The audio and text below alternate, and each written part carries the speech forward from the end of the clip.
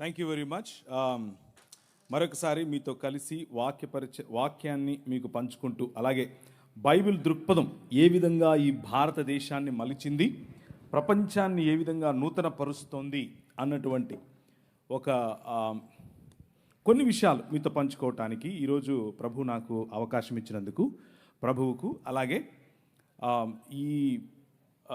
ఈ Bible seminar, national Bible seminar నిర్వాహకులు, మీ బృందం మొత్తానికి కూడా నేను కృతజ్ఞతలు తెలియజేస్తున్నాను. ఇక్కడ ప్రాంగణంలో ఉన్నటువంటి వేలాది మంది మీరు, అలాగే ఈ యూట్యూబ్ మరియు మిగిలిన మాధ్యమాల ద్వారా ఎవరైతే లైవ్లో చూస్తున్నారో మీకు అందరికీ కూడా శుభములు తెలియజేస్తున్నాను. ఇక ఈ సాయంకాలం నేను మాట్లాడాలనుకున్నటువంటి మాటలు కొద్ది నిమిషాలు. ఇప్పుడు దాదాపు అంటే జేమ్స్ గారు నాకు కనీసం ఒక 2-3 గంటలైనా మాట్లాడొచ్చని చెప్పారు. అలా చెప్పుంటే బాగుండేది అనుకుంటున్నాను, చెప్పలేదు. 9 అయింది, 9:05. ఎన్ని గంటల వరకు వెళ్దాం? భోజనం ఎప్పుడవుతుంది అంటారు? 11 అంటే కొట్టండి, రాలెట్టు కొట్టండి, మనిషిని కొట్టేసేయండి. ఈ గోదావరి జిల్లాలకు వస్తే తలకాయ నొప్పిదే. అన్నమెట్టి చంపుతారు, మాట్లాడమని చంపుతారు. నిన్నైతే రాత్రి 10 ఒక చోటుకి వెళ్ళాను. వాళ్ళు 9:30-10 గంటలకు వచ్చారు అందరూ. నేను 9:30-10 గంటలకు అంటున్నాను, వాళ్ళు వచ్చారప్పుడు బైబిల్ ఎట్టుకుని మెల్లిగా వచ్చారు. 12 గంటల వరకు మీటింగు. ఇక ఇంతే అయిపోతాను నేను. సో అలా కాదు, కానీ ఓ పని చేద్దాం. మీలో ఎవరైనా సరే ఆవులిస్తూ నాకు కనిపిస్తే ఆపేస్తాను. ఇది బాగుంది కదా? మీలో ఎవరైనా ఆవులిస్తూ నాకు కనిపిస్తే ఆపేస్తాను. ఎందుకంటే అది ఇండికేషన్ అవటం కదా, చాలరా బాబు నీ సుత్తి చెప్పావు. రెండో టెస్ట్, ఎవరైనా వాచ్ చూస్తూ కనిపిస్తే నేను ఆపేస్తాను. ఆవులించిన ఆపేస్తాను, ఆ వాచ్ చూసినా ఆపేస్తాను. రెండిట్లో ఏది జరిగినా ఆపేస్తాను. సో అది జరగకుండా ఉండాలంటే మీ పక్కన వాళ్ళని జాగ్రత్త చూడండి. ఫస్ట్ అరే నువ్వు ఆవులించకరా బాబు అని చెప్పండి. ఓకేనా? ఓకే. ఆవులింతలకు అర్థం ఏమిటి అని అంటే, ఇక చాలు మనం ఆపేసుకుందాం అని. ఇక ఈరోజు సాయంకాలం నేను మీ ముందు ఉంచాలనుకున్నటువంటి దేవుని వాక్యములో ఉన్నటువంటి కొన్ని విషయాలను మీతో మాట్లాడటానికి ప్రయత్నం చేస్తాను. భారతదేశాన్ని నిర్మించడానికి అనేక రకాలుగా చాలా సంవత్సరాలుగా, చాలా వేల సంవత్సరాలుగా ప్రజలు వచ్చారు. చాలా వేల సంవత్సరాలుగా భారతదేశాన్ని కొల్లగొట్టుకుపోయేవారే వచ్చారు. భారతదేశ నిర్మాణంలో ఎవరైనా ఉన్నారు అని అంటే ఎవరున్నారు అన్నటువంటి అంశాన్ని మనం ఈరోజు చూస్తాం. అయితే భారతదేశాన్ని కేవలం నిర్మించటం మాత్రమే కాదు, వివిధ సంస్కృతులు, వివిధ భాషలు, వివిధ ప్రాంతాలు, వివిధ రంగులున్నటువంటి చర్మాలు అన్నీ కలిసినటువంటి ఈ దేశాన్ని నిర్మించటానికి ఒక సమాజం ఎవరు ఎప్పుడు ఎలా కష్టపడ్డారు అన్న విషయాన్ని మీ ముందుంచే ప్రయత్నం చేస్తాను. దీనిని ఇండాలజీ అని కూడా పిలిచాం. అంటే భారతదేశాన్ని గురించినటువంటి అధ్యయనం అని. థియాలజీ అని అంటే దేవుని గురించిన అధ్యయనం, అలాగే బయాలజీ అంటే జీవమును గురించిన అధ్యయనం, అలాగే ఇండాలజీ అంటే ఇండియాను గురించిన అధ్యయనం. అంతే, సింపుల్, రైట్? సో ఇండియాను గురించినటువంటి ఈ అధ్యయనంలో ముందు మనకొక పర్స్పెక్టివ్ కావాలి, మనకొక దృక్పథం కావాలి, మనకొక పారాడైమ్ కావాలి. పారాడైమ్ అని అంటే ఆలోచన విధానం. ఈ పారాడైమ్లో ఈరోజు మనకు ఒక షిఫ్ట్ వచ్చే అవకాశం ఉంది. మీ ఆలోచన విధానంలో దేశం పట్ల, సమాజం పట్ల, అన్నిటినీ మించి బైబిల్ మనకిచ్చే అవగాహన పట్ల ఒక పారాడైమ్ షిఫ్ట్ వచ్చే అవకాశం ఉంది. కాబట్టి కొద్దిగా జాగ్రత్తగా వినేందుకు ప్రయత్నం చేయండి. ఇకపోతే ఈ సాయంకాల సమయంలో నేను పంచుకోవాలనుకున్నటువంటి మాటలు మీ ముందు ఉంచుకుంటున్నాను. స్క్రీన్ పైన మీరు చూస్తే యోహాను సువార్త 18వ అధ్యాయం 36వ వచనం కనిపిస్తుంది. యేసుక్రీస్తు పిలాతు ముందు నిలబడుకుని ఆయన మాట్లాడుతున్నాడు. గ్రేకో రోమన్ ఎంపైర్ అనంటే గ్రేకో రోమా సామ్రాజ్యం. ఆ సామ్రాజ్యం ప్రపంచమంతా విస్తరించినటువంటి సామ్రాజ్యం. రవి అస్తమించని బ్రిటిషు సామ్రాజ్యం అని మొన్న చెప్పుకున్నటువంటి వీళ్ళు రాక మునుపే అప్పుడెప్పుడో ప్రపంచంలో సూపర్ పవర్గా నిలిచింది గ్రేకో రోమన్ ఎంపైర్. ఆ గ్రేకో రోమన్ ఎంపైర్లో కైసర్ అగస్టస్ అనే ఆయన అందరినీ కలుపుకుంటూ వచ్చాడు. అందరికీ 10 రకాలైనటువంటి వాగ్దానాలు చేశాడు. అందులో ప్రధానమైన 3 వాగ్దానాలు మీకు రోమన్ సిటిజన్షిప్ ఉంటే పీస్ ఇస్తున్నాను, మీకు రోమన్ సిటిజన్షిప్ ఉంటే రక్షణను ఇస్తున్నాను, మీకు రోమన్ సిటిజన్షిప్ ఉంటే జస్టిస్ అనగా న్యాయం ఇస్తున్నాను. ఈ 3 మాటలు చెప్పి అనేకులను ఆకర్షించాడు. అనేక రాజ్యాలు రోమాలో కలిశాయి. ఆ రోజులో ఉన్నటువంటి మాట all roads lead to Rome. అన్ని మార్గాలు లాస్ట్కి ఎక్కడికి వెళ్తాయి? రోముకే వెళతాయి. కైసర్ అగస్తస్ ఈ విజయాన్ని సాధించిన తరువాత ఈయన నిజానికి దౌత్యపరంగా ఎక్కువ విజయాలు సాధించాడు. కొట్లాటల కంటే కూడా, లేకపోతే యుద్ధాల కంటే కూడా దౌత్యపరమైన యుద్ధాలు ఎక్కువగా, అంటే ఒత్తిడి తీసుకుని వచ్చి ఇలాంటి ఆఫర్స్ ఇచ్చి అనేకులను తలతో కలుపుకున్నాడు. ఆయన కుమారుడు, ఆయనకు కొడుకులు లేకపోతే ఒక కొడుకును దత్తత తీసుకున్నాడు. ఆయన పేరు కైసర్ తిబేరియస్. ఆ కైసర్ తిబేరియస్ను దత్తత తీసుకున్నప్పుడు ఇవాంజెలియోన్ వేయించాడు. ఇవాంజలిజం అని మనం మాట్లాడతామే, ఆ పదం అక్కడి నుంచే వచ్చింది. ఇవాంజెలియోన్ అంటే అర్థం ఏంటంటే డప్పు తీసుకుని మొత్తం ఊళ్ళన్నీ తిరిగి మనకు రాజు పుట్టాడు, మనకు రాజు పుట్టాడు అని చెప్పటమే ఇవాంజెలియోన్ అంటే. మనకొక రాజు కలిగాడు అని చెప్పటం. మన రాజుకు కొడుకులు లేరు అని బాధపడ్డాం కదా, ఇదిగో మన రాజుకు కొడుకు పుట్టాడు అని చెప్పటం. అప్పటి నుంచి కైసర్ తిబేరియస్ తన కుమారుడు, తన తండ్రి అయినటువంటి కైసర్ అగస్తస్ చనిపోయిన తర్వాత తన విగ్రహాలు ఎక్కడ పడితే అక్కడ విగ్రహాలు పెట్టించి ఒక కొత్త కల్ట్ మొదలైంది. ఒక కొత్త కల్ట్, దాన్నే కైసర్ కల్ట్ అని పిలిచారు. Kaiser, the religion of Caesar, Kaiser మతం.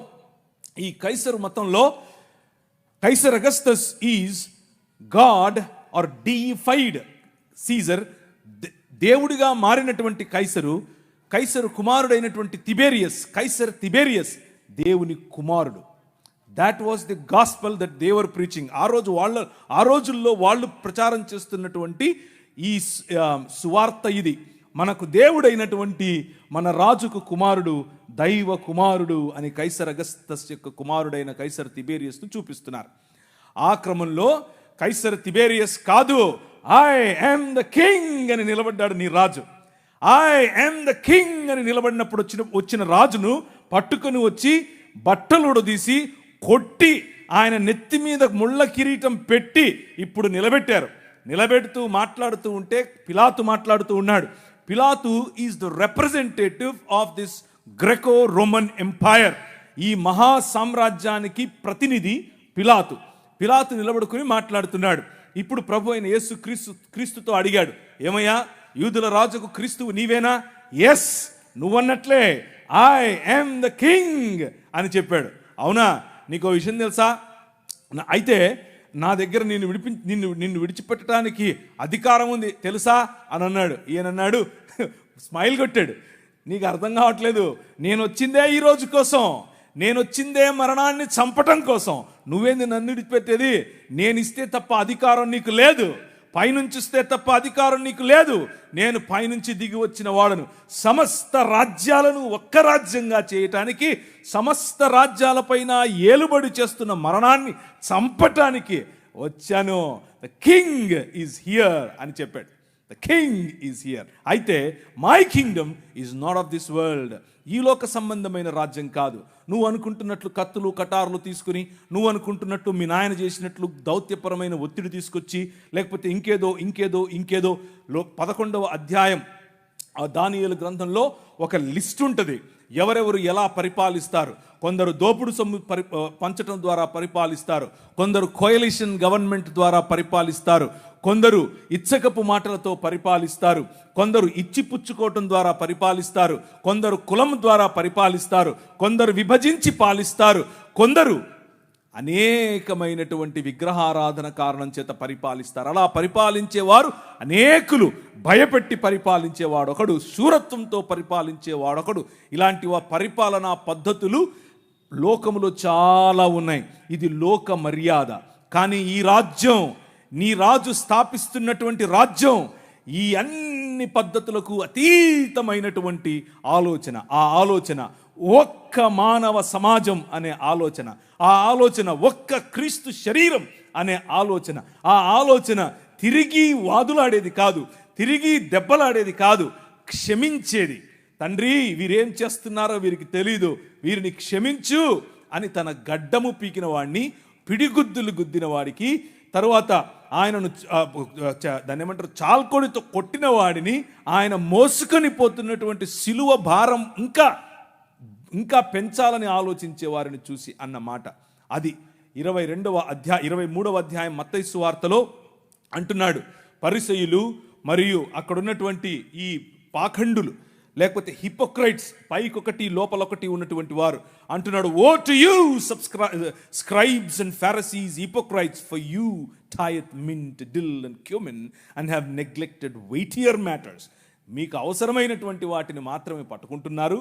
దీంట్లో కొత్తిమీరలో 10వ వంతు ఇవ్వండి, మీ పుదీనాలో 10వ వంతు ఇవ్వండి, మీ మతం పట్టి సస్తున్నారు మీరు. కానీ చేయాల్సిందేమిటి?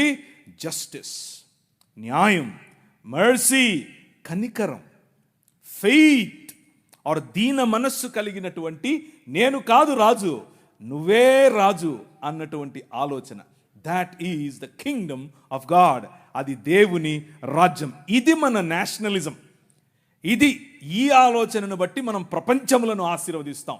న్యాయం ప్రతి ఒక్కరికి, కనికరం ప్రతి ఒక్కరికి, ఆయన రాజ్యం ప్రతి ఊళ్ళో, ఆయన రాజ్యం ప్రతి దేశంలో, ఆయన రాజ్యం ప్రతి తెగలో. రోమీయులకు రాసిన పత్రిక, దేవుని రాజ్యము, for the kingdom of God is not eating and drinking, but the kingdom of God is righteousness, peace and joy in the Holy Ghost. That is the kingdom of God. దేవుని రాజ్యము అనంటే తినడం తాగడం కాదు. దేవుని రాజ్యము అనంటే ఏంటి? నీతి, సమాధానము మరియు పరిశుద్ధాత్మనందలి ఆనందము. This is the basis. ఇది మనకు పునాది. ఈ పునాది పైన ఆయన తన రాజ్యాన్ని కడుతున్నాడు. ఈ పునాది పైన ఆయన తన ప్రజలను కడుతున్నాడు. అలా కట్టే క్రమంలో ఆయన మనకు నేర్పింది, దాన్ని ఏమంటారు, మనకు నేర్పినటువంటి పాఠం, ఆయన మనుష్యులను తన స్వరూపమందు తన పోలిక చొప్పున చేసి దేవాలయము అనగా భూమ్యాకాశములు అనేటటువంటి తన నివాస స్థలమును చేసుకుని 6 దినములు దానిని అలంకరించి, పగటికొక వెలుగు, రాత్రికొక వెలుగు, ప్రపంచములో అన్ని వనరులు అందరికీ అందులాగున దానిని శృంగారించి ఆ మందిరములో, ఆ భవనములో 7వ దినమున రాజై ఆకాశమును తన సింహాసనముగా, భూమిని తన పాదపీఠముగా చేసుకుని విరాజమానుడయ్యాడు. నీ రాజు. ఆ రాజు నిన్ను పిలిచి అన్నాడు, యు ఆర్ మై రిప్రజెంటేటివ్. నువ్వు నా ప్రతిబింబం, నువ్వు నా ప్రతినిధి, నువ్వు నా ప్రతిమ. గో, వెళ్ళు, రాజ్యం చెయ్యి అని అన్నాడు. ఏంటా రాజ్యం? ఫలించు, అభివృద్ధి చెందు, విస్తరించు, భూమిని నిండించు, దాని మీద ఏలుబడి చేయి అని అన్నాడు. ఎలా ఏలుబడి చేయాలి? తల్లిదండ్రుల వంటి స్థానం నీకు ఇస్తున్నాను, ప్రతి వాటికి పేర్లు పెట్టే అధికారం నీకు ఇస్తున్నాను అని అంటే, కీర్తనల గ్రంథం 8లో చెప్పినట్లుగా ఆయన తన మహిమను మకుటముగా చేసి మనకు ధరింపజేసి తన చేతి పనులైనటువంటి భూమి ఆకాశముల మీద మనకు అధికారమునిచ్చి ఏలండ్రా అనంటే, ఈ లోక మర్యాదకు పడిపోయాం. ఈ లోక మర్యాద అనగా అంధకార సంబంధమైన దురాత్మ సమూహముల యొక్క అధికారము, అవి చెప్పిన మాటలు విన్న కారణం చేత మన కార్పోరియల్ రిప్రజెంటేటివ్, మన ఫెడరల్ రిప్రజెంటేటివ్ అయినటువంటి ఆదాము, మనుష్య సమాజమునకు గుర్తు అయినటువంటి ఆదాము, ఆ చేసిన నిర్ణయం కారణం చేత అందరము అంధకార సంబంధమైన దురాత్మ సమూహముల యొక్క రాజ్య భాగస్థులము అయ్యాం. దాన్నే ఒరిజినల్ సిన్ అంటారు. దాన్నే మూల పాపము లేకపోతే స్వభావ సిద్ధమైన పాపము అని అంటారు. Choosing the world and rejecting God. దేవుణ్ణి రిజెక్ట్ చేయటం. మనుష్య సమాజము మూకుమ్మడిగా దేవుణ్ణి రిజెక్ట్ చేసిన కారణం చేత ఆయన ఊరుకుండలేదు. ఆయన నా సన్నిధిని మళ్ళీ మీకు ఇస్తాను, నేను మళ్ళీ మిమ్మల్ని నా కుటుంబంగా చేసుకుంటాను, నేను మళ్ళీ మిమ్మల్ని నా కుటుంబంలో భాగంగా చేసుకోవటానికి నేను ఒక ప్రణాళికను వేశాను అని అన్నాడు. భూమి ఆకాశముల మధ్య కలిగినటువంటి ఈ అగాధాన్ని ఆయన తీసివేయాలనుకున్నాడు. అందులో భాగంగా ఆయన 5 రకాలైనటువంటి కవెనెంట్స్, 5 రకాలైనటువంటి వాగ్దానాలు చేశాడు. 5 ఒకే వాగ్దానము 5 వేరు వేరు సార్లు వేరు వేరు సూపర్ పవర్స్ మధ్య చేశాడు. ఆయన ప్రతి దేశమును ఆశీర్వదించాలని, ప్రతి వంశమును ఆశీర్వదించాలని, ప్రతి గడ్డను ఆశీర్వదించాలని, ప్రతి బిడ్డను ఆశీర్వదించాలని పూనుకున్న కారణం చేత ఆయన నిమ్రోదు సమయంలో నోవహును ఎన్నుకున్నాడు. మెసొపొటేమియా సమయంలో అనగా నిమ్రోదు సమయంలో ఆ రోజుల్లో సూపర్ పవర్ నిమ్రోదు సమయం. ఆ నిమ్రోదు సమయంలో ఉన్న సూపర్ పవర్ మధ్య నోవహును ఎన్నుకున్నాడు. ఆ తర్వాత వచ్చినటువంటి సూపర్ పవర్ మెసొపొటేమియా సివిలైజేషన్. ఆ మెసొపొటేమియా నాగరికతలో అబ్రహామును ఎన్నుకున్నాడు. నీ ద్వారా ప్రపంచాన్ని ఆశీర్వదిస్తానని చెప్పాడు. ఆ తర్వాత వచ్చినటువంటి సూపర్ పవర్ ఈజిప్టులోకి ముందే తన బిడ్డలను పంపించి వారి ద్వారా అనేకులను ప్రపంచములను ఆశీర్వదించాడు. Hour God is interested in civilisations. మన దేవుడు ఈ ప్రజల నాగరికతల పైన ఆయనకు ఇష్టం. ప్రజల నాగరికతలలో ఒకరు విర్రవీగి ఐ యామ్ ద కింగ్ అనంటే పళ్ళు రాలగొట్టడానికి రెడీగా ఉంటాడు, కొమ్ములుంచటానికి రెడీగా ఉంటాడు. ప్రతి సివిలైజేషన్ను తన కన్నుసన్నలలో నడిపినటువంటి రాజు నీ రాజు. ప్రతి సివిలైజేషన్లో తన ఉనికిని చాటుకుంటూ వచ్చిన రాజు నీ రాజు. ఆయన నీతికి రాజు, ఆయన నీకు రాజు, నాకు రాజు, దేశములకు రాజు, సృష్టికి రాజు. He is the true king. ఆ రాజు 10 రకాలైనటువంటి దేవీ దేవతలు, 10 రకాలైనటువంటి వనరుల క్రింద బానిసత్వములో బ్రతుకుతూ ఉన్నటువంటి ఇశ్రాయేలును వారికి ఇచ్చినటువంటి వాగ్దానము కారణం చేత వారితో వాగ్దానం చేశాడు, I will build my Kingdom with you. నీ ద్వారా, నీతో నేను ఒక రాజ్యం కడతాను. Let my people go. నా పిల్లలను పంపించు, నా జ్యేష్ఠ కుమారుని పంపించు అని అంటే ఫరో అన్నాడు, లేదు అట్లా పంపిస్తాను, నేను రాజు అని అన్నాడు. నువ్వు రాజా చూస్తూగానే, నువ్వు రాజా లెక్క పెట్టుకో అని అన్నాడు. 10 రకాలైన తెగుళ్ళు. వద్దురా బాబు వెళ్ళిపోండి మీరు అనేంత వరకు, వద్దు మళ్ళీ రావద్దు అనేంత వరకు వాళ్ళు వెళుతూ ఉంటే ముందు సముద్రం, వెనకల ఈయన సైన్యం. ఏం చేయాలి? గద్దరెక్కల మీద మోసుకొని పోయినట్లు వాళ్ళను మోసుకొని వచ్చాడు నీ రాజు. నీ తీసుకుని వచ్చిన రాజు ఆయన, నేను నీ భర్తని, నేను నీ ప్రియుణ్ణి, నేను నీ తండ్రిని, నేను నీ కాపరిని అని చెప్తూ ఉంటే, నేను నీ రాజును అని చెప్తూ ఉంటే, లేదులే నువ్వు కాదు, మాకు కనిపించే రాజు కావాలి అని చెప్పి మళ్ళీ ఆదాము చేసిన తప్పు కారణంగా వచ్చినటువంటి ఈ పాపభారాన్ని దానికి సొల్యూషన్గా ఎన్నుకున్నటువంటి ఈ ఇశ్రాయేలు వారితో చేసినటువంటి కవనెంట్, వారితో చేసినటువంటి నిబంధనను మర్చిపోయి ఆయనను తృణీకరించారు. తృణీకరించిన కారణం చేత మీరు చస్తారు అని చెప్పాడు. అదే నెక్స్ట్ మూవ్, నెక్స్ట్ కెమెరా ఇప్పుడు బబులోను దగ్గరికి వచ్చింది. బబులోను మొదటి నెబుకద్నెజరు కుమారుడైన రెండవ నెబుకద్నెజరు అకేడియన్ సామ్రాజ్యం, బబులోను సామ్రాజ్యం చిరుతపులి వలె వచ్చింది. నోరు తెరిచి గాండ్రించేటటువంటి సింహము వలె వచ్చింది, చెరపట్టుకొని పోయింది. కానీ ఆయన ప్రణాళికలో ఏమాత్రం మార్పు లేదు. నీ ద్వారా, నీ పిల్లల ద్వారా ప్రపంచాన్ని ఆశీర్వదిస్తాను. బబులోనుకు తీసుకుని వెళ్ళిందే నేను. మీరు తప్పు చేశారు, మిమ్మల్ని దండిస్తాను. కానీ మీ ద్వారా బబులోను ద్వారా ప్రపంచాన్ని ఆశీర్వదిస్తాను. మీ ద్వారా పట్టుకొని పోయినటువంటి ఒక బానిస నిలబడి మాట్లాడుతున్నాడు. రాజైన నెబుకద్నెజరు, నీకు ఒక కలబడింది. ఆ కళ అర్థము తెలియదు, ఆ కళ ఏంటో తెలియదు నీకు. చెప్తా విను మర్మములను. నాకేదో జ్ఞానం ఉందని కాదు, ఆకాశమందు విరాజమానుడైనటువంటి నా దేవుడు, మర్మములను తెలియజేయగల నా దేవుడు చెప్తున్నాడు, నీ రాజ్యం పోతదే. ఏంది?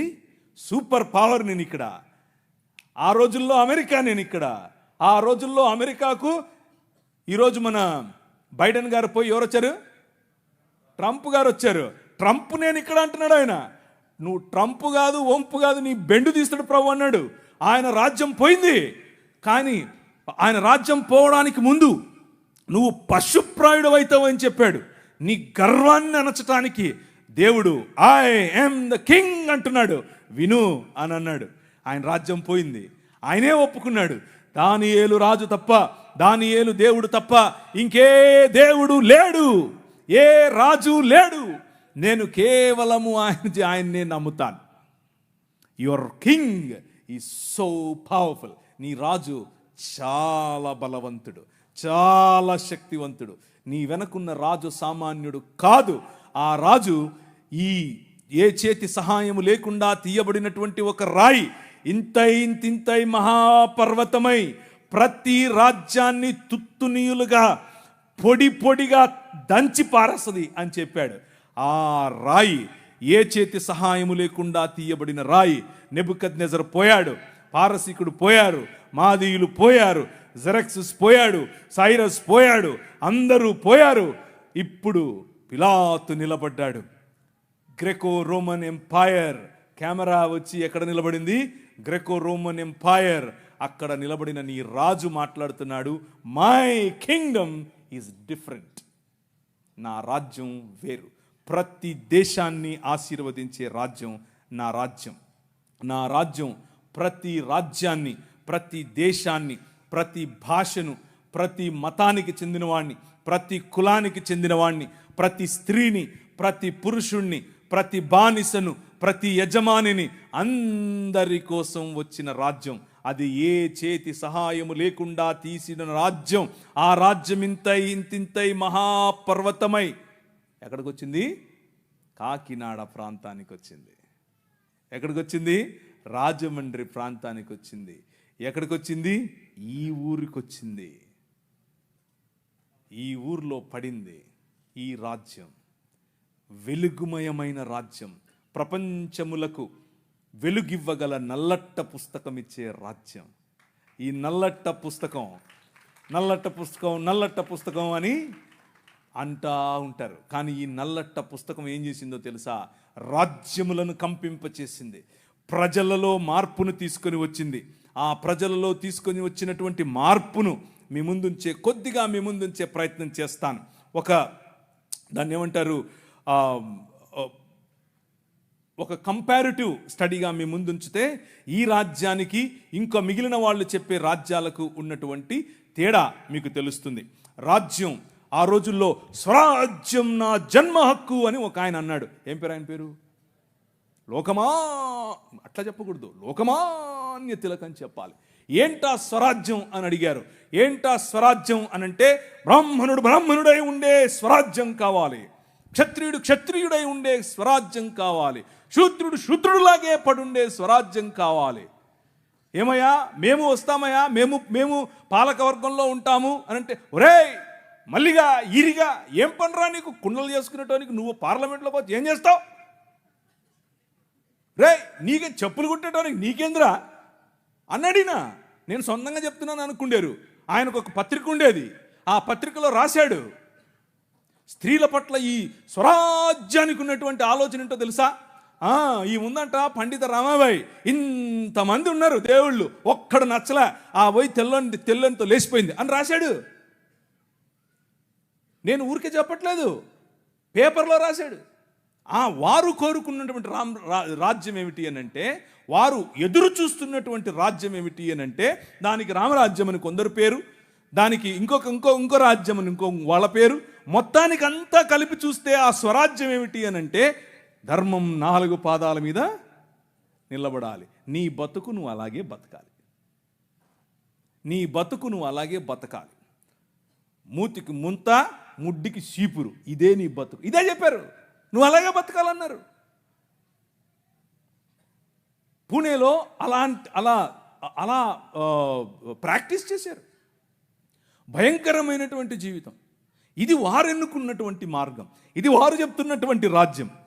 ఆ రాజ్యంలో సావర్కర్ గారు ఆ రాజ్యం కోసం పోరాడుతూ ఎన్ని పిటిషన్లు పెట్టాడు.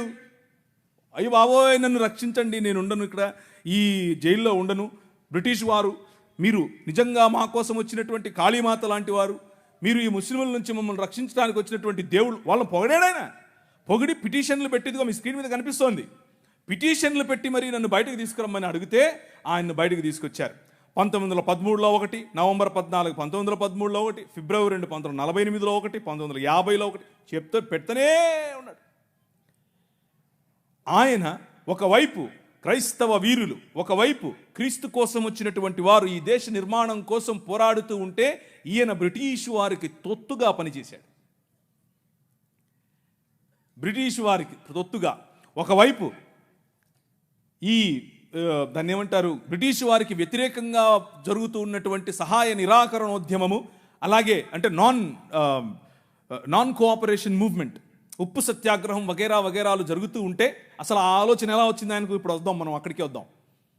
అలాంటివి జరుగుతూ ఉంటే ఈయన అలా కాదు, బ్రిటిష్ ఆర్మీలోకి వెళ్ళి చేరండి, దానికోసం అప్లికేషన్ పెట్టండి, నేను సిఫారసు చేస్తానని ప్రజలను రిక్రూట్ చేసుకుంటున్నాడు ఆ రోజుల్లో. అది వీళ్ళ భావజాలం. కానీ మన భావజాలం ఏమిటి, వీరి భావజాలం ఏమిటి? బంచ్ ఆఫ్ థాట్స్ అనే పుస్తకంలో గోల్వల్కర్ గారు అని అంటే ఎవరంటే మొట్టమొదటి ఆర్ఎస్ఎస్ యొక్క సరసంఘచాలక్ గారు. ఆయన చెప్పినటువంటి మాటలు, ఆయన ఉద్దేశంలో ఏంటి అసలు అంటే, ఒక హిందువు ఏ విధంగా almighty Purusha Sukta wherein it is stated that the sun and the moon and his eyes stars and the skies are created from his నాభి. ఇది వాళ్ళకు కావాల్సినటువంటి ఆలోచన విధానం. అంటే ఇది అఖిలాండ కోటి బ్రహ్మాండమైనటువంటి దేశము. నాభి నుంచి ఒకరొచ్చారు, కాళ్ళ నుంచి ఒకరొచ్చారు, చేతుల నుంచి ఒకరొచ్చారు. ఇది చెప్పడమే వాళ్ళకు కావాల్సినటువంటి రాజ్యం. ఆ రాజ్యాన్ని వారు అలాగే కట్టారు. Cost is the highest evolved state ever in the world అని చెప్పాడు. అంటే కులాన్ని నిర్మించటం, కులంలో బ్రతకటం, కుల ప్రాతిపదికన ఉండటం మాత్రమే స్వరాజ్యం అని చెప్పాడు. అలా బ్రతికితేనే మనం భారతీయులం అని చెప్పాడు. కానీ దాదాపు 20% పైన, దాదాపు 50+20 70% పైన ఉన్నటువంటి ప్రజలు బడుగు బలహీన వర్గాలుగానే మిగిలిపోవాలి. బడుగు బలహీన వర్గాలుగానే చదువుకు దూరంగా ఉండాలి. బడుగు బలహీన వర్గాలుగానే అధికారానికి దూరంగా ఉండాలి. బడుగు బలహీన వర్గాలుగానే విద్యకు, వైద్యానికి, గౌరవానికి దూరంగా ఉండాలి. ఇది వారు కలలు కన్నటువంటి రాజ్యం. వారు కలలు కన్నటువంటి రాజ్యం అదైతే, మనం కలలు కన్నటువంటి రాజ్యం ఏమిటి? సమానత్వం. మనం కలలు కన్నటువంటి రాజ్యం ఏమిటి? అందరికీ చదువు. మనం కలలు కన్నటువంటి రాజ్యం ఏమిటి? ఇప్పుడు చెప్తాను కాసేపు ఉంటే. కానీ వీరితో పాటుగా ఇస్లామీ సహోదరులు కూడా ఒక మూవ్మెంట్ తీసుకుని వచ్చారు. మాకు ఒక రాజ్యం కావాలి. వారు కలలు కన్నటువంటి రాజ్యం ఏమిటి? వాళ్ళు కలలు కన్నటువంటి నేషనలిస్టిక్ ఐడియాలజీ ఏమిటి అని అంటే, ఒక ఆయన మొహమ్మద్ ఇక్బాల్ గారు, ఇంకొక ఆయన మొహమ్మద్ అలీ జిన్నా గారు, వీళ్ళిద్దరూ కలిసి వీళ్ళిద్దరి యొక్క భావజాలం ఏమిటి అని అంటే, కేవలము షరియా ప్రకారం బ్రతికేటటువంటి రాజ్యం కావాలి. షరియాలో ఏముంటుంది? షరియా అని అంటే అదేదో తినేది అనుకుండేది. షరియా అంటే చాక్లెటో లేకపోతే పాయసమో కాదు. షరియా అంటే అర్థం ఏంటంటే వారి ధర్మశాస్త్రం, షరియా లా ప్రకారం బ్రతికేందుకు ఒక రాజ్య నిర్మాణం చేయాలి అని వారు కలలు కన్నారు. ఇంతకు ఏంటి షరియాలో? అవును ఉందాంలే, షరియాలో ప్రాబ్లం ఏంటి అని అనుకుంటున్నారా? నో. షరియాలో ఏముంటుంది అని అంటే, నువ్వు వేరే మతాన్ని ప్రాక్టీస్ చేస్తే నువ్వు బ్రతికుండటానికి పన్ను కట్టాలి. దాన్నే జిజియా పన్ను అని అంటారు. నువ్వు బతికుండటానికి పన్ను కట్టాలి. మొదట అస్సలాము అలైకుం అని ఆయన అనడు, నువ్వే అనాలి. అనకపోతే జైలు. నువ్వు రోడ్డు మీద నడుచుకుంటూ వస్తూ ఉంటే అవతల నుంచి మౌలవీ సాబ్ వస్తుంటే నువ్వు కిందికి దిగాలి. ఎక్కడో విన్నట్టుందా? ఇది సనాతనంలో ఉండేదే. ఇది కూడా కొత్తదేం కాదు. వాళ్ళు ఇక్కడ నుంచి కాపీ కొట్టిందే. ప్రతి ఒక్కటి అక్కడి నుంచి తీసుకొచ్చి వీళ్ళు ఒక లా అని పెట్టి దానికి షరియా అని పేరు పెట్టారు. ఇప్పుడు ఒక 5-6 నిమిషాల తర్వాత చెప్తాను ఇంకా ఏమేమి ఉంటాయో అక్కడ. సో ఇస్లాం ప్రకారంగా వారు స్థాపించాలనుకుంటున్నట్టు రాజ్యాలు, మీరు అనేకులు మిడిల్ ఈస్ట్కి వెళ్ళి పనిచేసే వాళ్ళు బహుశా మీలో ఉన్నారు. బహుశా మీకు తెలిసిన వారు అనేకులు, ఈ ప్రాంతం నుంచి అనేకులు మిడిల్ ఈస్ట్కి వెళ్ళి పనిచేస్తున్నారు. వాళ్ళని అడిగి చూడండి ఇస్లామీ రాజ్యాలు ఎలా ఉంటాయో. వాళ్ళు కలలుగన్నటువంటి రాజ్యం అది. మా రాజ్యంలో ఇలా ఉంటుంది, మా రాజ్యంలో కొందరికే ప్రివిలేజెస్, పురుషులకే ప్రివిలేజెస్, గడ్డమున్నోళ్ళకే ప్రివిలేజెస్. అలాంటి రాజ్యం యొక్క కలలు వాళ్ళు కన్నారు. కానీ ఈ దేశ నిర్మాణం చేసినటువంటి క్రైస్తవ సమాజం, ఈ దేశ నిర్మాణం చేసినటువంటి క్రైస్తవ సమాజం కలలుగన్నటువంటి రాజ్యం స్క్రీన్ మీద మీకు కనిపిస్తూ ఉంది. 1807లో abolishment of the slavery act నీ రాజు తీసుకొచ్చాడు. జోగిని అనే వ్యవస్థను కూల్చడానికి నీ రాజు తీసుకొచ్చాడు. 1930లో ముత్తులక్ష్మిరెడ్డిని నిలబెట్టి మెడ్రాస్ లెజిస్లేటివ్ కౌన్సిల్లో ఈ దేవదాసి వ్యవస్థను నాశనం చేయటానికి, దాన్ని తీసి పారేయండి అని పిల్లు పెట్టింది. నీ రాజు పంపగా వచ్చిన వ్యక్తులు ఆంధ్ర జోగిని యాక్ట్ మనం తీసుకొచ్చాం. ఇంగ్లీష్ ఎడ్యుకేషన్ ఫర్ ఎవ్రీబడి, ప్రతి ఒక్కరికి 1835 మనం తీసుకొచ్చాం. 1795 రైట్ టు ప్రాపర్టీ, అంతకుముందు ఎవరు భూములు కొనటానికి లేదు. బడుగు బలహీన వర్గాలు భూములను స్వాధీనం చేసుకునేవాళ్ళు. నీకేంద్ర రే మల్లిగా అనేవాళ్ళు, నువ్వెవర రే ఈరిగా అనేవాళ్ళు, నువ్వెవర రే బయటుండు, నువ్వు మా ఇంటికి రావద్దు, నీ నీడ పడద్దు అన్నారు. కానీ నీ రాజు నీకు అధికారం ఇచ్చాడు. భూమి కొనుక్కునే అధికారం, భూమిలో పండించుకునే అధికారం, పండించిన దాన్ని తినే అధికారం నీది. అంతకు ముందేమయ్యేది, భూమి తీసుకుని కష్టపడి మంచిగా పనిచేసి ఇంత పండు వండిన తర్వాత వస్తాడు అయ్యగారు, ఏట్రా ఇది ఏటి బాబండింది, అమ్మగారికి కావాలంటే ఇచ్చిరాపో అంటే నోరు మూసుకొని ఇవ్వాలి అంతే. అదే చట్టం. కానీ ఈరోజు అది కాదు. నువ్వు పండించింది నువ్వు తింటావు, నువ్వు పండించింది నీ పిల్లలు తింటారు, నువ్వు పండించింది ధైర్యంగా నీకోసం పెట్టుకుంటావు, పొదుపు చేసుకుంటావు. కారణం ఏమిటి? నీ రాజు, రాజులకు రాజు, ప్రభువులకు ప్రభువు, కైసర్ అగస్తస్ మరియు కైసర్ తిబేరియస్ల ప్రతినిధి అయిన పిలాతు ముందు నిలబడుకొని నా రాజ్యము నీ రాజ్యము లాంటిది కాదని చెప్పాడే ఆ రాజు. Right to property, right to education, abolishing killing children.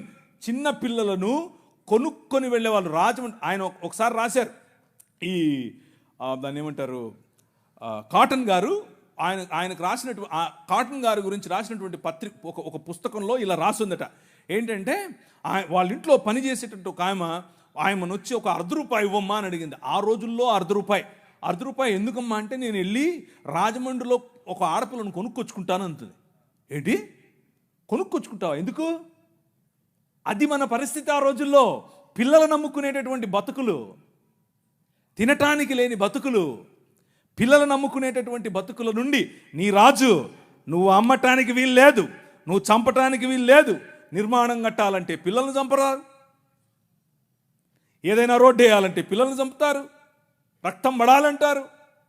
ఇలా పిల్లలను, మన పిల్లలను చంపుతూ ఉంటే ఆపింది నీ రాజు. Right to education 1913. నువ్వు పెళ్లి చేసుకుంటే నీ భార్య 7 రాత్రులు బ్రాహ్మణుడితో పడుకోవాలి. ఇది ఈ దేశ చట్టం. నువ్వు నల్లగా ఉన్నావట, నీకు దాన్ని ఏమంటారు బట్టతలు ఉందంట, రింగులు ఎంటుకలు ఉన్నాయంట, కాబట్టి నువ్వు దాసుడివి, దస్యుడివి, నువ్వు రాక్షసుడివి, నువ్వు మ్లేచ్ఛుడివి. కాబట్టి నీ జీవితాన్ని మార్చాలంటే, కాబట్టి నీ వంశాలు మంచిగా మారాలంటే బ్రాహ్మణుడితో నీ భార్య పడుకోవాలి. కలిగే పిల్లలు ఎలా ఉంటారు? అప్పుడు ఆర్యీకరణ జరుగుతుంది. కృణ్వంతో విశ్వమార్యం అన్నారు. అంటే అర్థం ఏంటి? ఈ ప్రపంచం మొత్తాన్ని కూడా ఆర్యీకరణ చేయాలి అన్నది వారి రాజ్య కళ.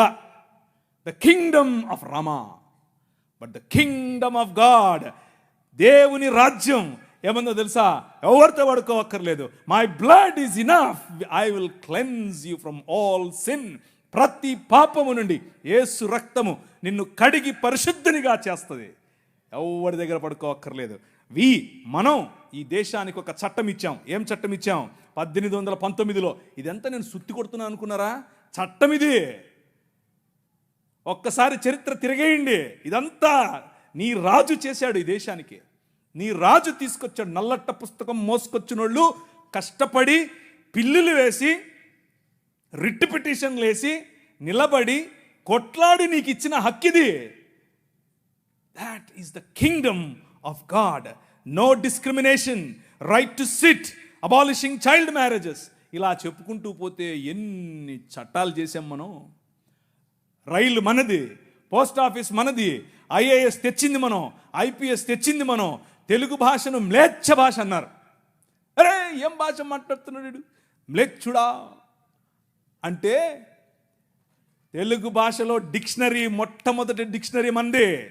మీ నాయన రాజు, ద కింగ్, మనం ఇచ్చాం. CP brown, he was a machinery. ఆయన కలెక్టర్ మాత్రమే కాదు, మిషనరీ. తెలుగు భాష గద్య భాగంలో మొట్టమొదటి పేపర్ మనది. తెలుగు భాష గద్య భాగంలో మొట్టమొదటి పుస్తకం మనది. వీళ్ళకు వాళ్ళ సొంత రామాయణం, మహాభారతాలు కూడా ట్రాన్స్లేట్ చేసుకునే దిక్కు లేదు. అది చేసింది మనమే. నిజం చెప్తున్నాను. నేను అబద్ధం చెప్పట్లేదు. మొట్టమొదటి ట్రాన్స్లేషన్స్ చేసింది కూడా మనమే. వాళ్ళు అది కూడా చేయరు. ఎందుకంటే విద్య పంచకూడదు. వాళ్ళ రాజ్యంలో విద్య పంచకూడదు. మన రాజ్యం అందరికీ విద్య, ప్రతి ఒక్కరూ చదవాలి. ఎందుకు? ఇదిగో నల్లట్ట పుస్తకం కూడా చదవాలి. అర్థమవుతుందా? నల్లట్ట పుస్తకం చదివితే దిమాగ్ ఖరాబ్ అవుతుంది, దిమాగ్ ఫిరాయిస్తుంది, మనిషి వెంటనే మనిషి అవుతాడు. ఈ రాజ్యం మనుషుల కోసం రాజ్యం. ఆ రాజ్యం తలకాయలో నుంచి వచ్చిన వాళ్ళకి మాత్రమే రాజ్యం, భుజాల్లో నుంచి వచ్చిన వాళ్ళకే రాజ్యం. ఈ రాజ్యం అందరి రాజ్యం, అందరికీ సుభిక్షత, అందరికీ పట్టభద్రత్వం. అలెగ్జాండర్ డఫ్ అనే ఒక ఆయన ఎంతమంది ఉన్నారు ఈ పేరు? ఒకరు, ఇద్దరు, ముగ్గురు, ఒక 10-15 ఉన్నాయి. మిగిలిన వాళ్ళు ఒక చెంచా నీళ్లు తీసుకొని దూకండి. అలెగ్జాండర్ అంటే పొరపాటున మీరు ఆ గ్రీకు ఒక ఆయన వచ్చాడు గుర్రం వేసుకొని, ఆయన అనుకుంటారు, కాదు, ఈయన వేరే. అలెగ్జాండర్ డఫ్. ఈయన రవి అస్తమించని బ్రిటిష్ సామ్రాజ్యం పైన ఇన్ఫ్లుయెన్స్ తీసుకొచ్చాడు. ఏం ఇన్ఫ్లుయెన్స్ తెలుసా?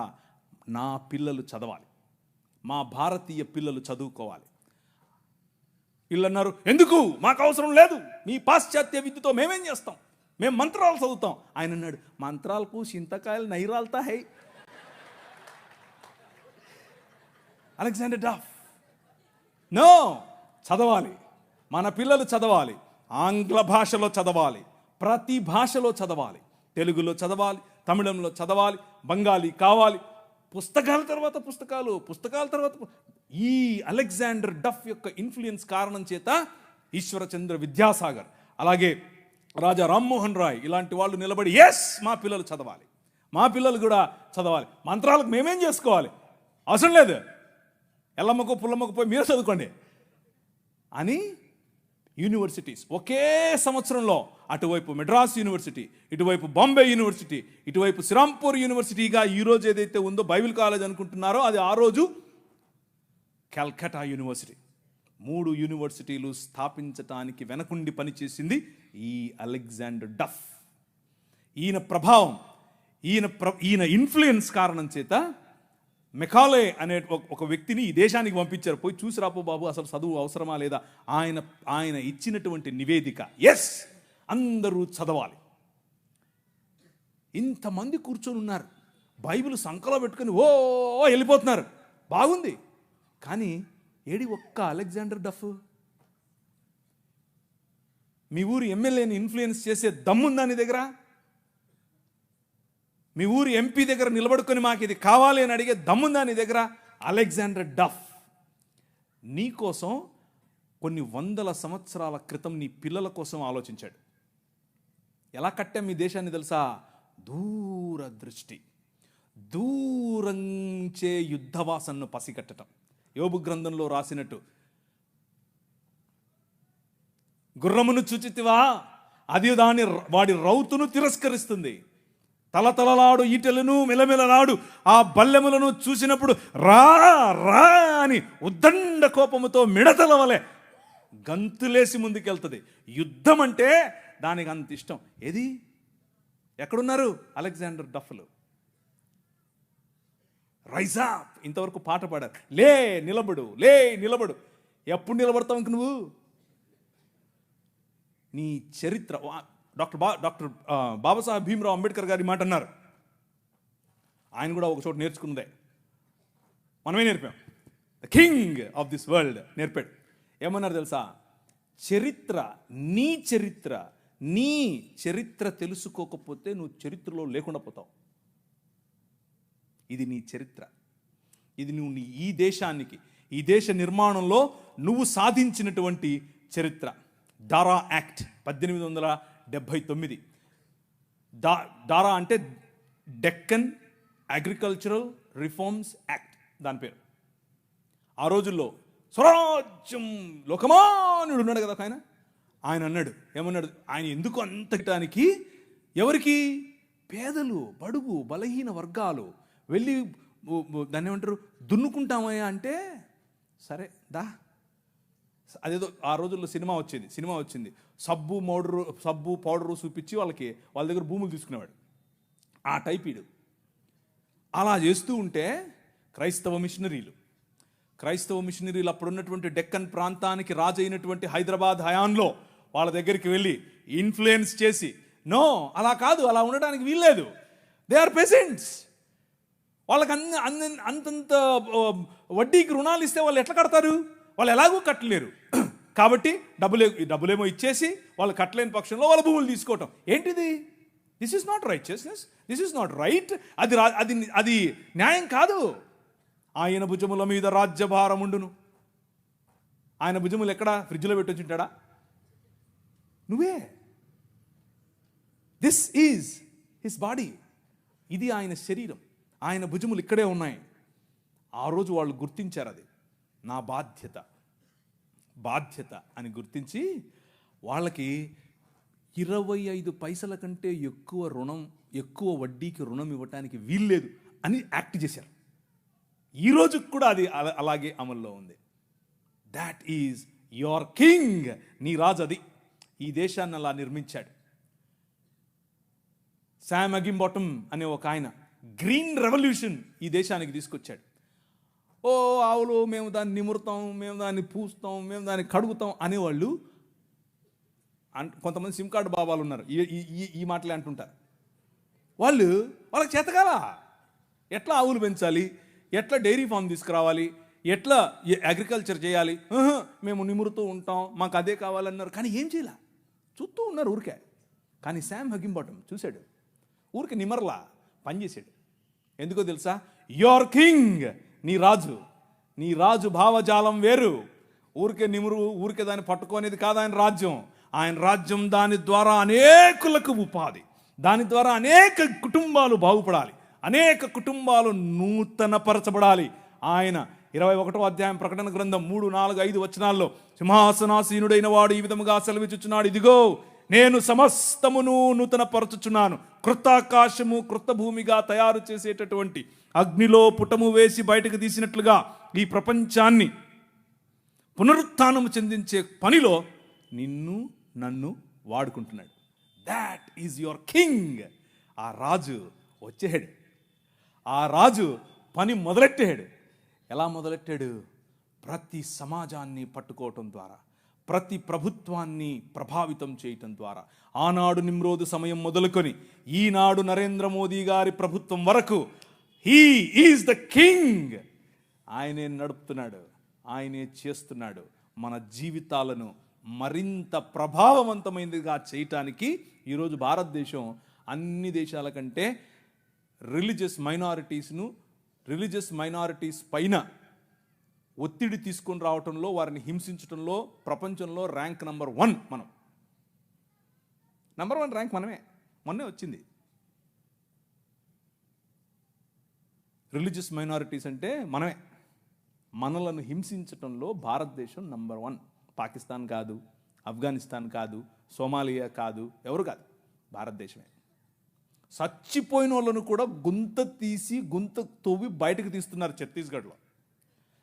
ఎందుకు చేస్తున్నారో తెలుసా? ఇదంతా భయం. ఏంటా భయం? వీళ్ళందరినీ మనుషులు చేస్తున్నారు, వీళ్ళందరూ సమానం అంటున్నారు. మతం మనుష్యత్వం ఎదుట నిలబడలేదు. భయం దానికి. మతానికి నిజమైన మనిషిని చూస్తే భయం. నిజమైన మనుష్యులను తయారు చేసేటటువంటి దేవుని రాజ్యం, నిజమైన మనుష్యత్వాన్ని ఈ ప్రపంచంలో వెలుగుగా ప్రకాశింపచేయటానికి పిలువబడినటువంటి దేవుని రాజ్యం. ఆ రాజ్యం నిలబడాలి, ఆ రాజ్యం పోరాడాలి, ఆ రాజ్యం భయంకరమైనటువంటి ఈ ఒడుదుడుకులలో కూడా నిలబడాలి. అలా నిలబడటానికి మీరు, మీ సమాజం, మీ సంఘం పాటు పడాలి. అలా పాటు పడతారని నేను విశ్వసిస్తున్నాను కూడా. ఇకపోతే కొద్ది నిమిషాలు ఒక కంపారిజన్ అనేది ఈ 3 రాజ్యాలకు, ఒకవైపు ముహమ్మద్ గారు నిర్మించిన రాజ్యం, ఒకవైపు సనాతనంగా ఉన్నటువంటి రాజ్యం, ఇంకొక వైపు క్రీస్తు నిర్మిస్తున్న దేవుని రాజ్యం. ఈ 3 రాజ్యాలలో ఉన్నటువంటి కొన్ని విషయాలు ఎక్కువ చెప్పను. ఎవరన్నా ఆవులిస్తున్నారా అని చూస్తాను, ఎవరు ఆవులించట్లేదు, ఒక్కడు కూడా వాచ్ చుట్టంలా. అంటే నాకు ఆకలి అవుతుందని కూడా మీకు తెలియదా? మీకు అర్థం కాదా? నేను పోవద్దా పడుకోవద్దా, నేను మళ్ళీ రాజమండ్రి పోవాలి. ఊరికిన్నలా చెప్పినా, చెప్పకుండా ఉంటే బాగుండేది, ఎవడో కూడా ఆవులించేవాడు. సరే చేసేద్దాం.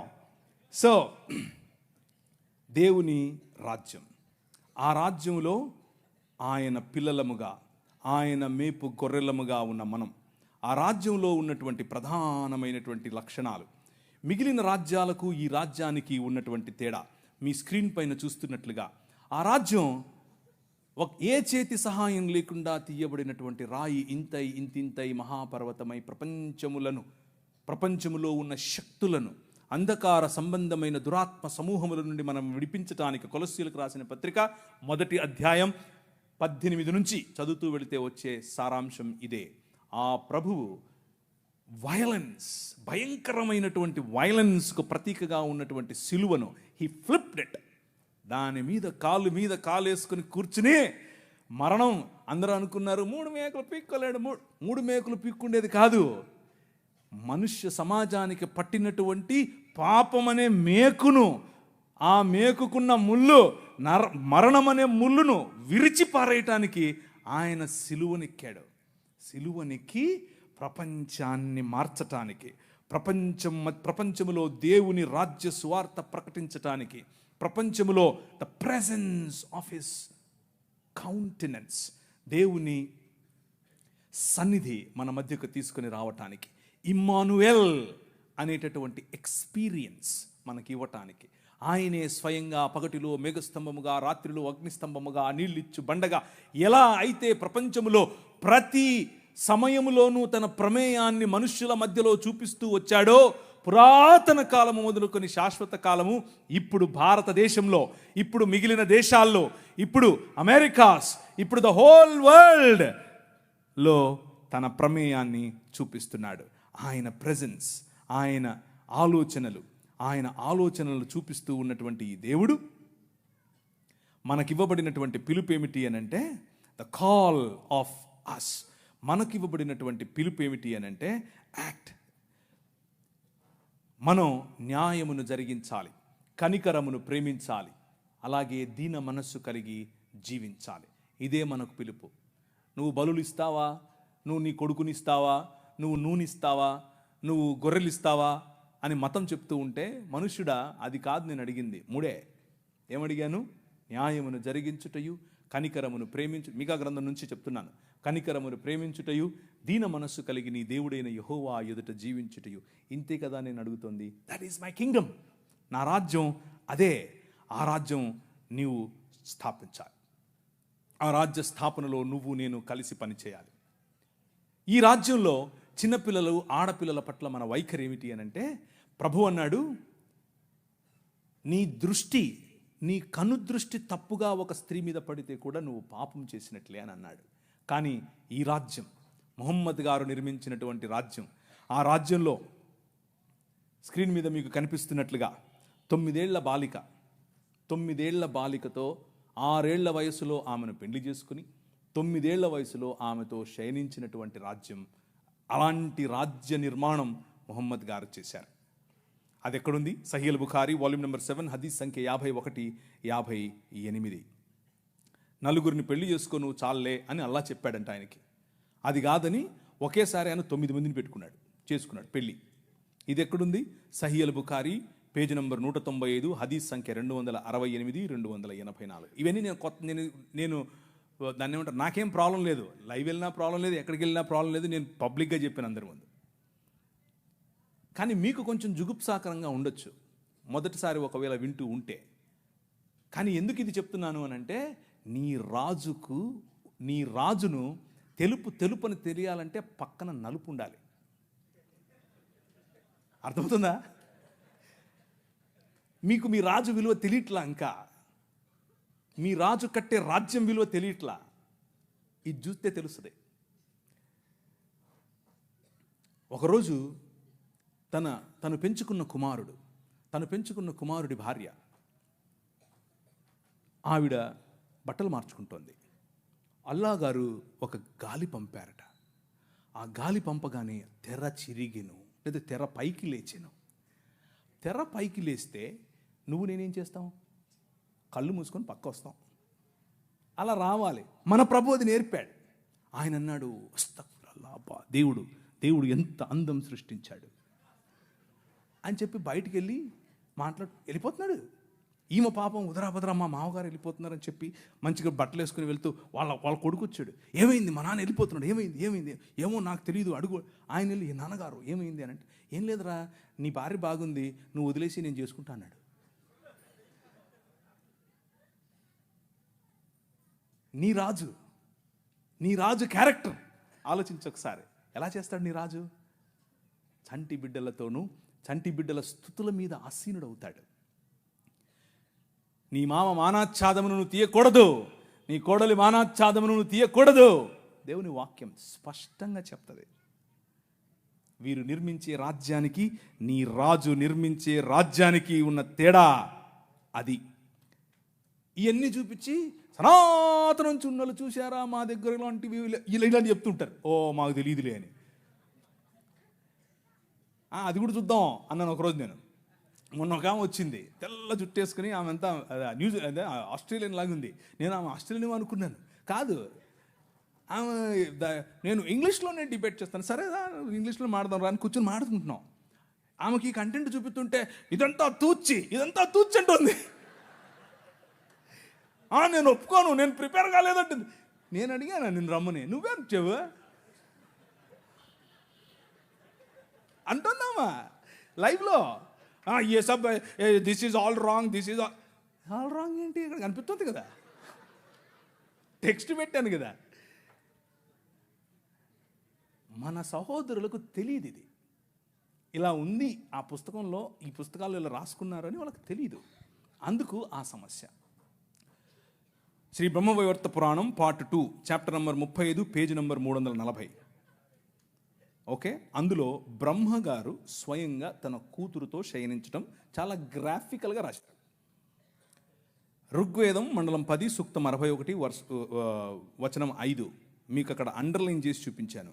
తన కూతురుతో ఆయన పెళ్లి చేసుకోవటం మరియు తన కూతురిని ఆయన అనుభవించడం. అంత మాత్రమే కాదు, శంకర భగవత్పాదులు అని మన కాకినాడ నుంచి ఒక ఆయన చెప్తుంటాడు చూసారా. ఆ శంకర భగవత్పాదులు అంటే ఇంకెవరో కాదు, ఆది శంకరాచార్యుడు నేను చూపించినటువంటి ఋగ్వేదం 10వ మండలానికి ఆయన వ్యాఖ్యానం రాశాడు. ఆ వ్యాఖ్యానం అక్కడ ఉంది. ఏమనుంది అని అంటే, ఈ ఉపనిషత్తుల్లో ఉన్నటువంటి మాట ఇంకేదో కాదు, విరాజ్ అయినటువంటి మను అనగా బ్రహ్మగారు తన కూతురుతో నిజంగానే శయనించాడని రాశాడు. కానీ మన పిలుపు ఏమిటి? What is our calling? మన పిలుపు ఏమిటి అని అంటే, డిస్క్రిమినేటింగ్ ఉమెన్ జరగకూడదు, డిస్క్రిమినేటింగ్ మెన్ జరగకూడదు, రిలేషన్షిప్స్లో ప్యూరిటీ ఉండాలి, ఎదుటివాడి భార్యను నువ్వు దొంగిలించకూడదు, ఎదుటివాడి భార్య పైన నువ్వు ఆశ పెట్టుకోకూడదు. Very plain clear. అలాగని చెప్పి మన బైబిల్ గ్రంథంలో ఉన్నవారు అలాంటివి చేయలేదా? చేశారు. దేవుడు ఏం చేశాడు? మూతి పళ్ళు రాలగొట్టాడు. ఇక్కడ దేవుళ్ళే చేస్తున్నారు. అదే ప్రాబ్లం.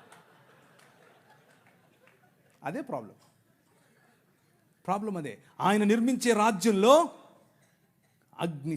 అగ్నిచేత పుటము వేయబడి తీసినటువంటి మానవ సమాజం, మేలిమి బంగారము లాంటి మానవ సమాజం, నిజముగా ఆయన చిత్తానికి లోబడే మానవ సమాజం, ప్యూర్గా ఉండే మానవ సమాజం.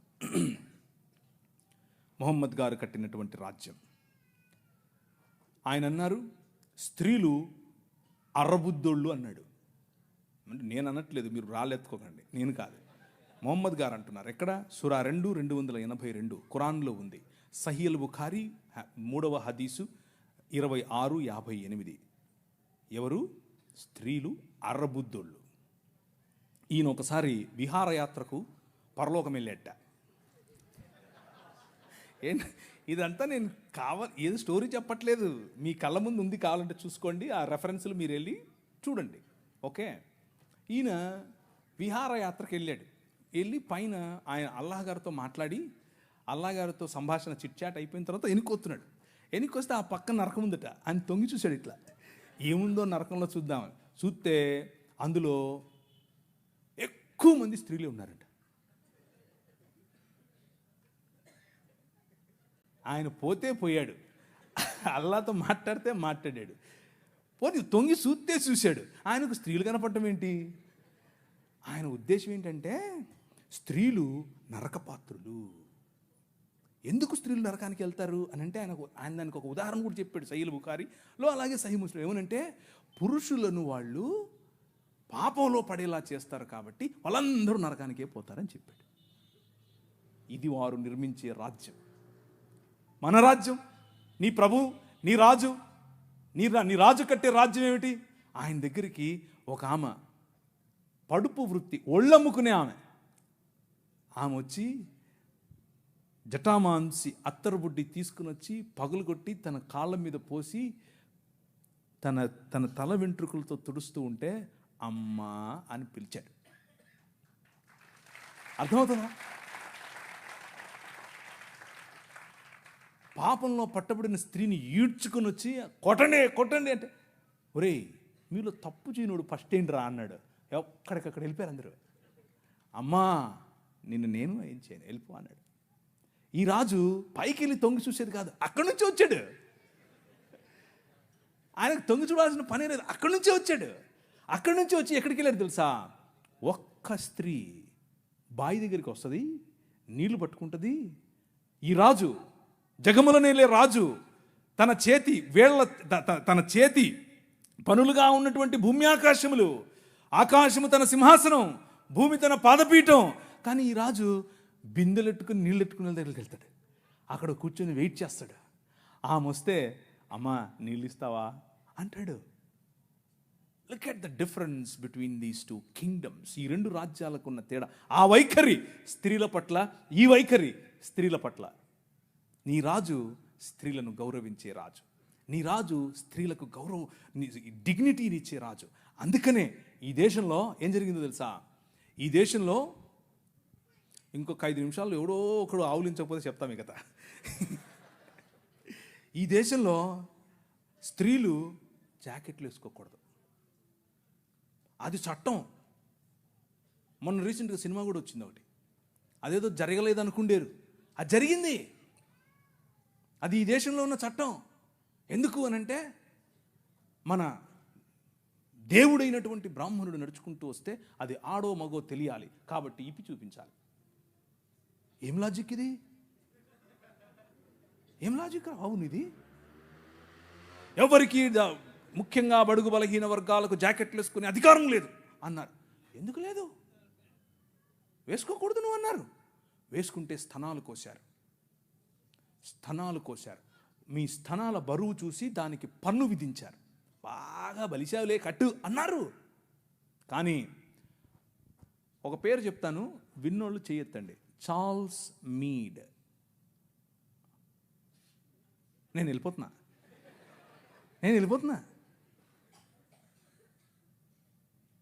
మీరందరూ జాకెట్లు వేసుకోవడానికి కారణం ఆయనే. నేను అబద్ధం చెప్పట్లేదు, నిజం చెప్తున్నాను.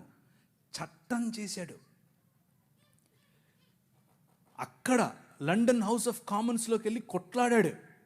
నా భారతీయ స్త్రీలకు గౌరవం కావాలి. తెల్లడే బయట నుంచి వచ్చాడు. అందుకనే వాళ్ళను గర్వంగా మా తల్లిదండ్రులు అనేది, నేను ఊరికే అన్ను గర్వంగా అనేది. ఎందుకు తెలుసా? మీరు బట్టలు వేసుకోకుండా మమ్మల్ని అనగదొరికితే వాళ్ళు మాకు జాకెట్లు పంచారు. మీరు అన్నం పెట్టండి అయ్యా అనంటే ప్యాడ్ ఇచ్చారు, చచ్చిపోయిన గొడ్డిచ్చారు.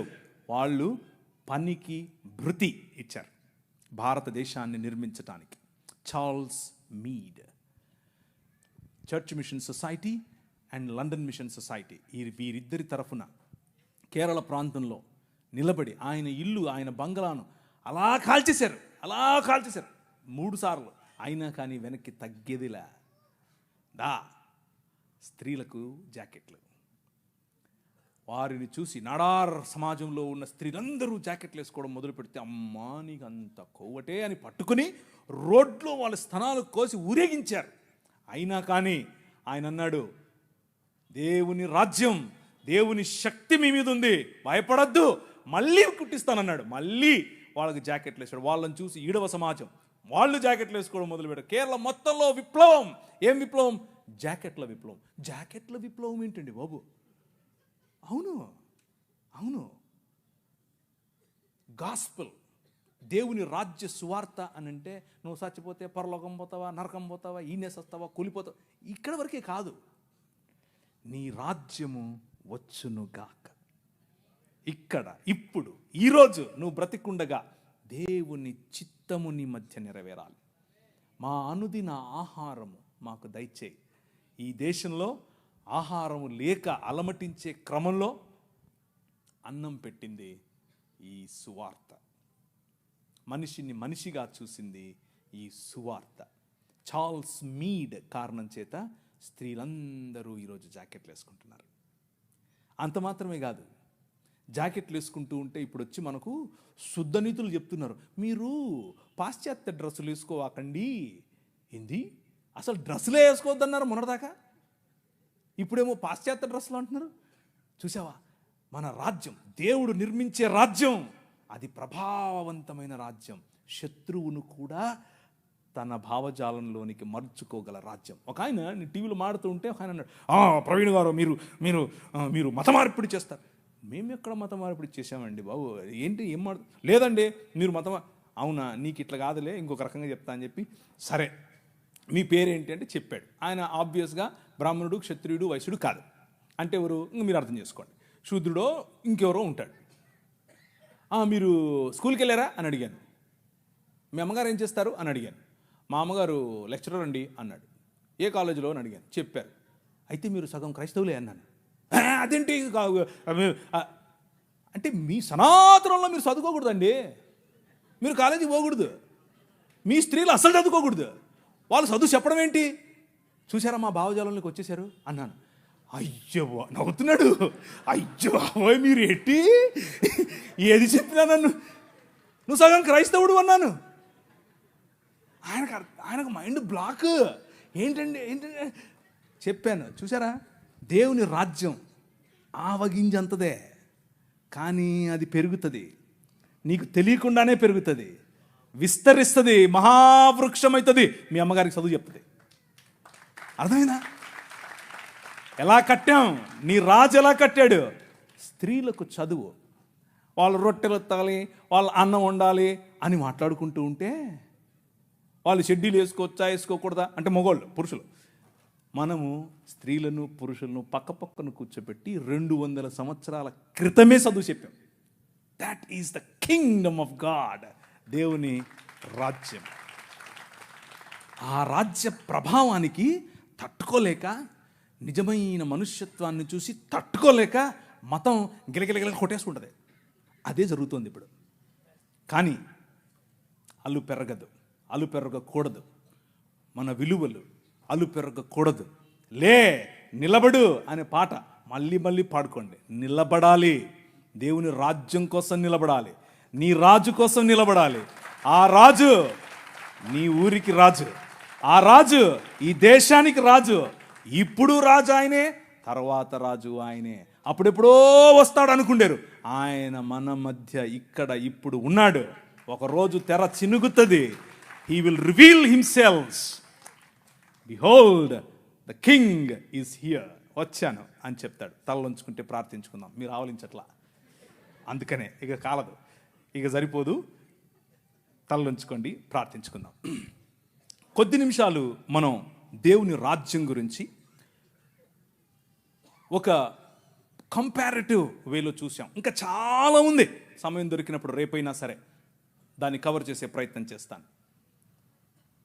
ఈ రాజ్యం ఈరోజు ఇక్కడ ఇప్పుడు నీకు అందింది సరే, మరి నీ పొరుగువాడి పరిస్థితి ఏమిటి? నీ ఊళ్ళో ఉండేవాడి పరిస్థితి ఏమిటి? ఇంకా రావాల్సినటువంటి మార్పులు, ఇంకా నువ్వు ఈ దేశ నిర్మాణం చేయాల్సినటువంటి పని చాలా ఉంది, చాలా ఉంది. ఎక్కడ చూసినా రగులుతోంది దేశం. నీ దేశం కోసం నీ ప్రార్థన, నీ దేశం కోసం నీ పాటుపడటం. ఇంకా చాలామంది వైద్యం లేక, విద్య లేక, ప్రభువు తెలియక, ఆత్మీయత తెలియక, ఆధ్యాత్మికత అన్న పేరుతో బాబాల దగ్గరికి వెళ్ళిపోయి, క్రైస్తవ బాబాల గురించి చెప్తున్నాను, నాశనమవుతున్నారు. Your responsibility my brother, my sister. ఈ రాత్రి కాలం లెట్ మీ రిమైండ్ యూ, ఇది నీ బాధ్యత. ఈ రాజ్య విస్తరణ నీ బాధ్యత. ఈ రాజ్య స్థాపన ఆయన బాధ్యత, స్థాపించాడు. ఈ రాజ్య విస్తరణ ఆయన కడుతూ ఉన్నప్పుడు ఆయనతో కలిసి జతపని వాడే కట్టే బాధ్యత నీది. సంగీత రూపంలో కట్టాలి, సాంకేతిక నిపుణతతో కట్టాలి, వాక్య పరిచర్యతో కట్టాలి, మిషనరీలుగా కట్టాలి, రాజకీయవేత్తలుగా కట్టాలి, విలేకరులుగా కట్టాలి. ప్రతి రంగములో ఈ రాజ్యాన్ని స్థాపించి విస్తరింపచేయగల దేవుని ప్రజలు, దేవుని పౌరులు, దేవుని రాజ్య పౌరులు లేవాలి. ఆ విధంగా ప్రభు మనల్ని ఆశీర్వదించినట్లు ప్రార్థించుకుందాం. కృపగలిగిన తండ్రి, మీరు మా మధ్యలో ఉండి మాతో మాట్లాడి